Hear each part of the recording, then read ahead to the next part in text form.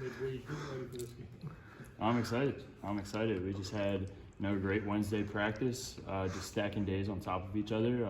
Looking to go back at it tomorrow on Thursday, cleaning everything up. But really looking forward to tomorrow. Is it easy to get ahead of yourself a little bit this week? No, I don't think so. I think, each and every week you got to take it day by day. You need to, perfect what you have to accomplish each and every day. Some days you got to, grind them out. Other days you got to kind of take a step back mentally. And, each and every day we've just been getting better and better. How does the offense begin to prepare for, what the weather might be come Saturday? Yeah, we've obviously got word that it might be a little bit rainy. So, in practice we're having different wet ball drills and, quarterback center exchanges, having different climate effects with it, squirting the water all over the football or on our face. But just kind of adapting to whatever there is to come. Does this bring any extra anxiety just given how big this game is? No, I don't think so. Each and every week we have to prepare really hard. And I think, each and every week you have to prove yourself. So as long as you prepare and you put in the work, and stack days on top of days, like I said, come Saturday, everything will handle itself. Have you played in a game like this in the weather like that? Yes, I have. The last time it was like a hurricane type of climate was back in high school, my sophomore year. We played a team called Washington Township High School in technically a hurricane. How did you play in that game? I played pretty good. I think I threw 5 touchdowns in that game. We were doing a whole bunch of under center stuff, which was a little bit different for our offense at the time. But it was definitely challenging. So you set the bar pretty high. You run the ball? Did you run Me the ball personally, too, or not? I did whenever they needed me to. But with the weather, we had a rotation of running backs that were able to run the ball. Top 10 matchup. This is one of those big games in school history. This is talk about what's ahead. Yeah, it's everything that we expected.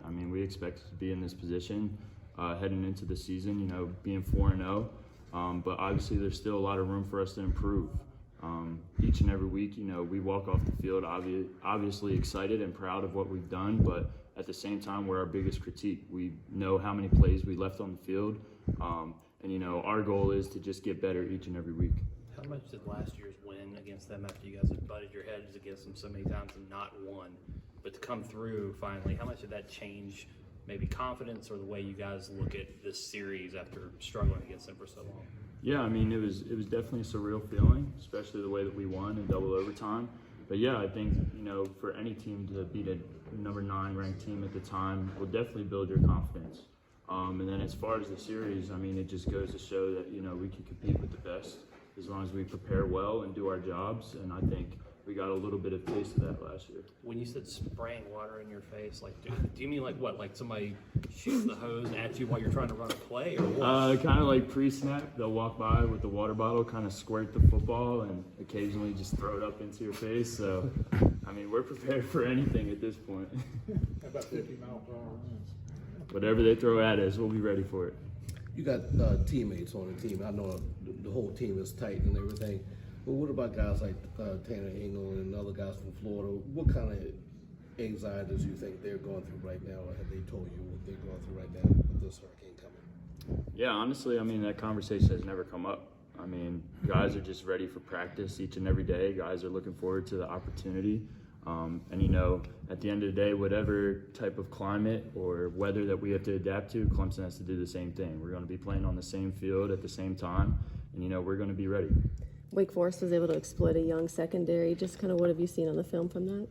Yeah, we knew that when Clemson was playing Wake Forest, they had a couple of DBs that were injured that, we're expecting to be back.